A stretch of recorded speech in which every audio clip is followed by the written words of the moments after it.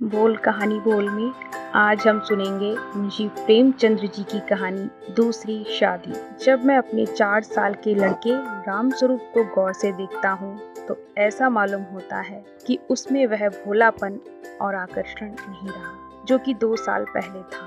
वह मुझे अपने सुर्ख और रंजीदा आंखों से घूरता हुआ नजर आता है। उसकी इस हालत को देखकर मेरा कलेजा कांप उठता है और मुझे वह वादा याद आता है जो मैंने 2 साल पहले उसकी माँ से किया था, जबकि वह मृत्युशैया पर थी। आदमी इतना स्वार्थी और अपनी इंद्रियों का इतना गुलाम है कि अपना फर्ज किसी न किसी वक्त ही महसूस करता है। उस दिन जबकि डॉक्टर नाउम्मीद हो चुके थे, उसने रात होते हुए मुझसे पूछा था, क्या तुम दूसरी शादी करोगे?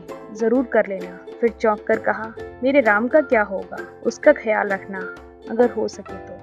मैंने कहा, हाँ, मैं वादा करता हूँ कि मैं कभी दूसरी शादी नहीं करूँगा। और रामस्वरूप, तुम उसकी फिक्र ना करो, क्या तुम अच्छी ना होगी? उसने मेरी तरफ हाथ फेंक दिया, जैसे कहा हो अलविदा। 2 मिनट बाद दुनिया मेरी आंखों में अंधेरी हो गई। रामस्वरूप बेमाँ का हो गया। 2-3 दिन उसे कलेजे से चिपटाए रखा। आखिर छुट्टी पूरी होने पर उसको पिताजी के सुपुर्द कर उसे पिताजी के हवाले करके मैं फिर अपनी ड्यूटी पर चला आया। 2-3 महीने दिल बहुत उदास रहा नौकरी की, क्योंकि उसके अलावा कोई चारा ही नहीं था। दिल में कई मंसूबे बांधता रहता। 2-3 साल नौकरी करके रुपया लेकर दुनिया की सैर को निकल जाऊंगा। यह करूंगा, वह करूंगा। अब कहीं दिल नहीं लगता था। घर से खत बराबर आ रहे थे कि फला जगह से नाते आ रहे हैं। आदमी बहुत अच्छे हैं, लड़की अकल की तेज है और खूबसूरत है, फिर ऐसी जगह नहीं मिलेगी। आखिर करना ही है तो कर लो।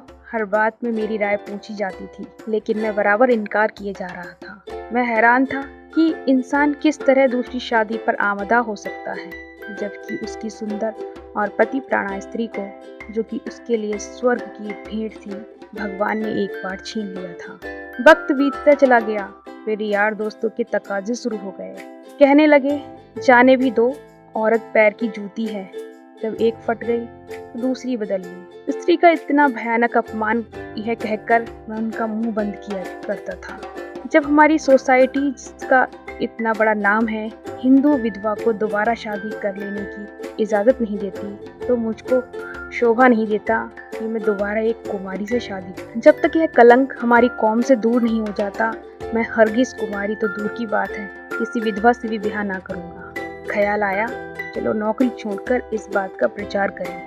लेकिन मंच पर अपने दिल के ख्यालात जबान पर कैसे लाऊंगा?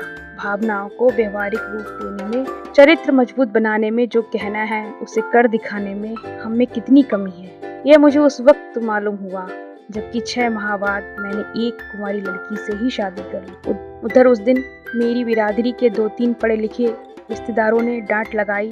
तुम जो कहते थे मैं बेवा से ही शादी करूंगा, लंबा चौड़ा व्याख्यान दिया करते थे, अब वह तमाम बातें कहाँ गईं? तुमने तो एक उदाहरण भी न छोड़ा जिस पर हम चल सके। मुझ पर जैसे घड़ों पानी फिर गया। आंखें खुल गईं। जवानी के जोश में क्या कर गुजरा, पुरानी भावनाएं फिर से उमड़ आईं। आज भी मैं उन विचारों में डूबा हुआ हूँ। सोचा था नौकर लड़के को नहीं संभाल सकता, औरत ही इस काम के लिए ठीक है।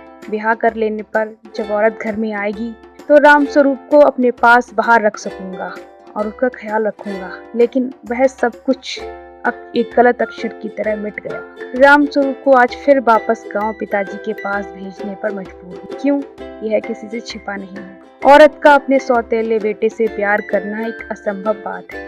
ब्याह के मौके पर सुना था लड़की बड़ी नेक है, स्वजनों का खास ख्याल रखेगी और अपने बेटी की तरह समझेगी। लेकिन सब झूठ था। औरत चाहे कितनी ही नेक दिल क्यों ना हो, पर अपने सौतेले बच्चे से प्यार नहीं कर सकती। और यह हार्दिक दुख, यह वादा तोड़ने की सजा है जो कि मैंने एक नेक बीवी से उसके आखिरी वक्त में किया था।